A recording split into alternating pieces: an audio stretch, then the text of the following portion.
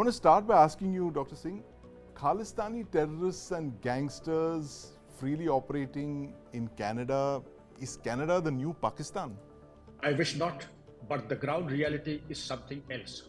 We had Jasjit Singh Chauhan many decades ago when he was operating from Europe.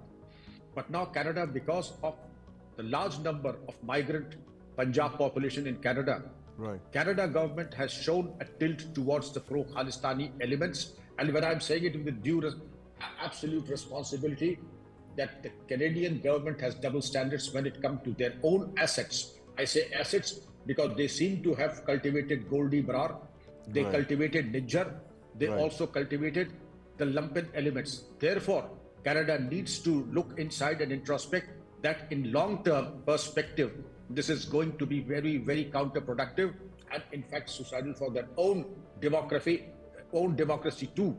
And India has done very well to designate this man as a terrorist because there are many other on waiting to be designated as terrorists in the 4th schedule of the UAPA. But Sandeep ji, this was long overdue. This should have been done much earlier. Now that it has happened, well, I welcome this measure. Right.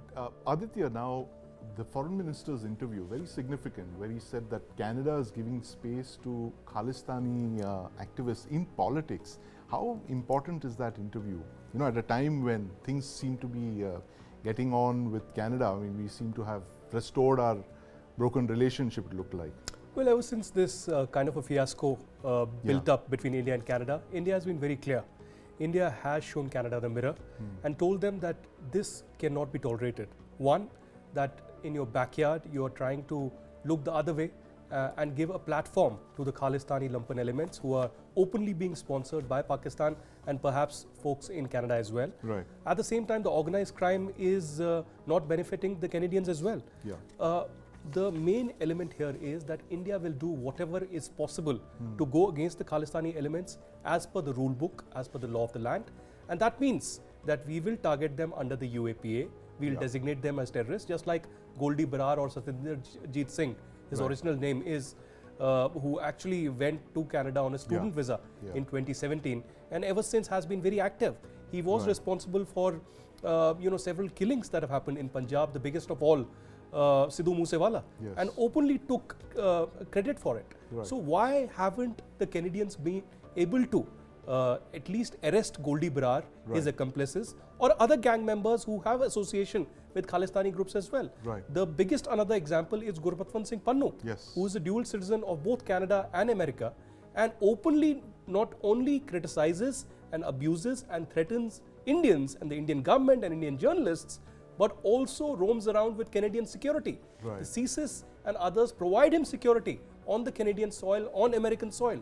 Absolutely. So this is the biggest hypocrisy. That's a very important point, and I'm going to come to you in a few minutes on that. But Deepak, I want to bring you in on this. How much of a recent phenomenon was this, and what does it have to do with the Khalistan movement? So, gangs in Punjab and in Canada, the Punjabi gangs in Canada in particular, and gangsterism in Punjab is more of a product of the last 2 decades. I mean, 1996-98 is the first time that you see the emergence of a true gangster at the state level, and this guy was this person called Dimpy Chandban.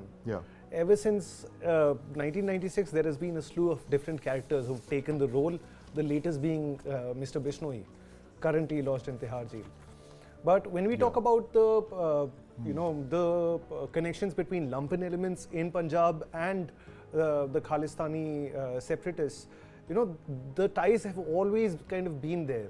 The Khalistanis have time and again resorted to the use of these lumpen elements, whether through, say, money or through, some other sort of pressure.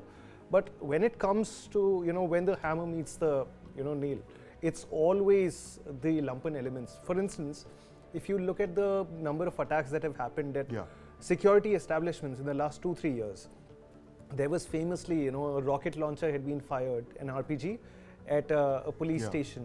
At another Nakabandi, I believe, a grenade was thrown. Now, all the people implicated in these, or the names that came up, they belong to gangsters and not avowed separatists. What this shows us is 2 things. Number one, that which is a really bad thing, that youth are resorting to this sort of violence for say some for money or for other reasons. Right. The flip side is that the Khalistani separatist cause is so anemic at the ground level that they have no option but to resort to lumpen elements. You know, they don't have believers on ground. Right. So this I is want to the bring truth in that comes out Dr. of it. Singh. You said this, you know, you call them assets. You know, that's a very, you know, intelligence term when you refer to these people as assets. And Aditya also made the point that they were being utilized by Canadian intelligence services, and that's a charge that we have heard on more than one occasion from the Indian side.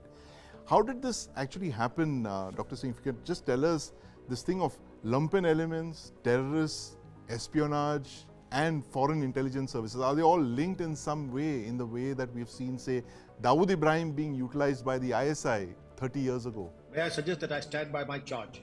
Organized crime has come to a different level altogether. What Dawood Ibrahim is to Pakistan, Lawrence Bishnoi is to Canada. And what Chota Shakil is to Dawood Ibrahim, Goldy Brar is to Canada. By the same token, they have taken organized crime to a different level. And it is impossible for a person who is charged with such heinous crime to roam about freely with government and regular police protection in Canada and USA and move about with impunity and carry on their terror against India. Unless, of course, there is state sponsorship, unless there is state support or state not looking the other way, but active support from the state in terms of money, material and logistics, this thing cannot happen. I have known the proficiency and efficiency of the Royal Canadian Mounted Police and the Canadian intelligence systems, as also the US intelligence system. Unless they are eyeball deep into all their nefarious activities, such thing is not possible. Even before you could say Jack Robinson, they would have been behind bars for the next 20 years. Nothing like this has happened. To the contrary, in spite of all the protests, these people now have 700 shooters operating in 5 states of India and also abroad. News 9 Plus. Download now.